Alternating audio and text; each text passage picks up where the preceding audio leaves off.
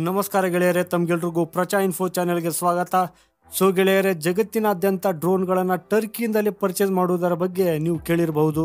ಆದರೆ ನೀವು ಯಾವಾಗಲಾದರೂ ಕೇಳಿದ್ದೀರಾ ಆಲ್ರೆಡಿ ಅಭಿವೃದ್ಧಿ ಹೊಂದಿದ ದೇಶಕ್ಕೆ ಭಾರತವು ಡ್ರೋನನ್ನು ಮಾರುತ್ತಿದೆ ಅನ್ನೋದನ್ನ?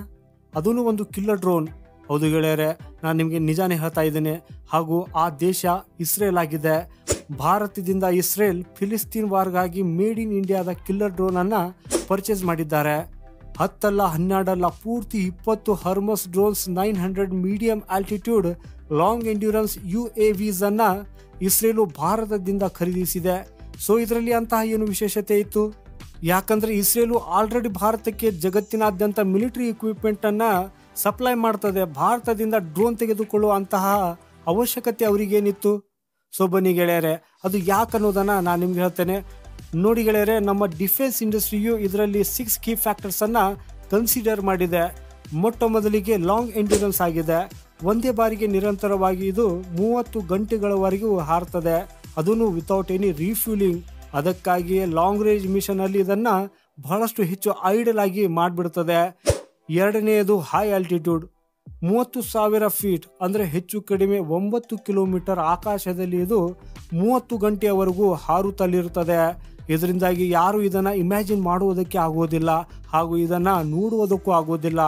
ಮೂರನೆಯದು ಹೆವಿ ಪೇಲೋಡ್, ಇದು ಹೆಚ್ಚು ಕಡಿಮೆ 450 ಕಿಲೋ ಬಾಂಬ್ ಮದ್ದುಗಳನ್ನ ಆಕಾಶದಲ್ಲಿಯೇ 30 ಗಂಟೆಗಳವರೆಗೂ ಹಾರಿಸಲಿರುತ್ತಿದ್ದು ಅವುಗಳನ್ನ ಎಲ್ಲಿ ಬೇಕಾದರೂ ಇದು ಡ್ರಾಪ್ ಮಾಡಬಹುದು. ಬಹಳಷ್ಟು ಅಡ್ವಾನ್ಸ್ಡ್ ಸೆನ್ಸರ್ನ ಇದರಲ್ಲಿ ಅಳವಡಿಸಲಾಗಿದೆ.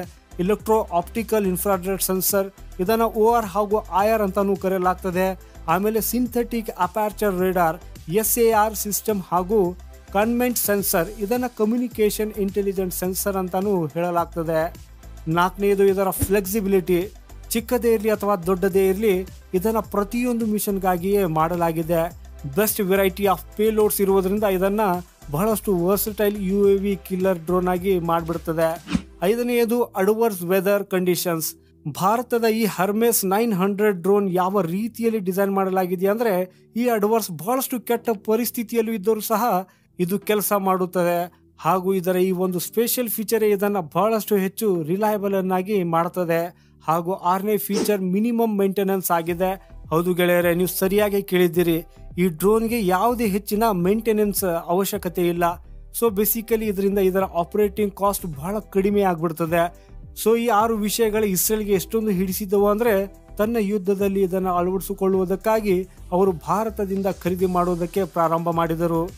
ಜಗತ್ತಿನಾದ್ಯಂತ ದೇಶಗಳು ಭಾರತದ ಕಡೆಯಿಂದ ಖರೀದಿ ಮಾಡುವುದಕ್ಕಾಗಿ ಈಗ ತಮ್ಮ ಇಂಟ್ರೆಸ್ಟ್ ಅನ್ನ ತೋರಿಸ್ತಾ ಇದ್ದಾರೆ. ಸೊ ಯಾವ ರೀತಿಯಲ್ಲಿ ಬ್ರಹ್ಮೋಸ್ ಮಿಸೈಲ್ ಅನ್ನ ಫಿಲಿಪೈನ್ಸ್ ಹಾಗೂ ಬೇರೆ ದೇಶಗಳಿಗೆ ಮಾಡ್ತಾ ಇದೆ, ಆದಷ್ಟು ಬೇಗ ಭಾರತಕ್ಕೆ ಈಗ ಇಂಥ ಡ್ರೋನ್ಗಳ ಎಕ್ಸ್ಪೋರ್ಟ್ ಅನ್ನು ಕೂಡ ಶುರು ಮಾಡಬೇಕು. ಯಾಕಂದ್ರೆ ಹೆಚ್ಚಾಗುತ್ತಿರುವ ಚೀನಾದ ಈ ಒತ್ತಡವನ್ನು ಕಡಿಮೆ ಮಾಡಬೇಕು. ವಿಶೇಷವಾಗಿ ಇಂಡಿಯನ್ ಓಷಿಯನ್ ಅಲ್ಲಿ ಹಾಗೂ ಇಂಡೋ ಸ್ಪೆಸಿಫಿಕ್. ಚೀನಾದ ಸೌತ್ ಸಿ ಅಂತಾನು ಹೇಳುತ್ತದೆ. ವಿಯೆಟ್ನಾಂ, ಫಿಲಿಪೀನ್ಸ್ ಇದರಲ್ಲಿ ಭಾರತದ ಜೊತೆ ಕೊಡಬಹುದು. ಸೊ ಭಾರತದ ವಿಜ್ಞಾನಿಗಳು ಮಾಡಿರುವಂತಹ ಈ ಕಿಲ್ಲರ್ ಡ್ರೋನ್ಗಾಗಿ ಒಂದು ಲೈಕ್ನ ಅವಶ್ಯಕತೆ ಇದೆ. ಜೊತೆಗೆ ಕಮೆಂಟ್ ಅಲ್ಲಿ ಜೈ ಹಿಂದ್ ಬರೆಯೋದನ್ನ ಮರೆಯದಿರಿ. ನಮಸ್ಕಾರ.